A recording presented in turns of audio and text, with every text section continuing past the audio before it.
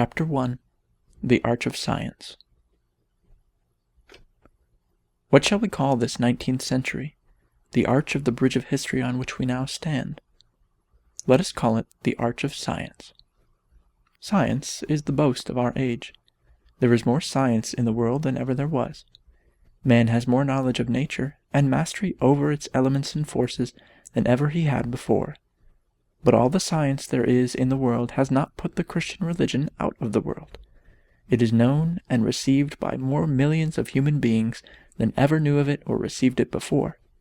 There are more thousands of buildings for Christian worship in the world than ever, more hundreds of thousands of teachers and preachers of the religion than ever, more millions than ever of the Bible, the book in which the Christian religion is taught. It is affirmed that there is not now a written language in the world, but either the whole Bible or part of the Bible is translated into that language. It is said that 70 translations of the Scriptures have been accomplished in our own century, chiefly by Christian missionaries, for I ought to remind you that Christian missionaries do not go abroad to play at being gentlemen. They have often the roughest work to perform, often to initiate civilization.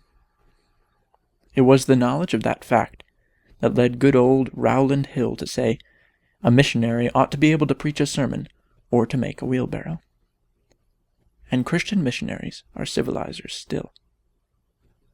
The great agencies of Christianity at home and abroad engage millions of mankind in one way or another, and unreckonable gold and silver and immeasurable energies of men are perpetually being spent in sustaining these agencies. Whence has all this arisen? Among the 335 millions of the human race who at present profess the Christian religion, there are immense differences in doctrine, but these millions alike hold these to be facts: that Jesus of Nazareth was born into our world as the Redeemer of the world, that he was baptized by John in the Jordan, that he chose his 12 apostles as companions, that he taught the doctrines and performed the miracles attributed to him in the New Testament, that he was crucified and rose again from the dead. Are these no facts?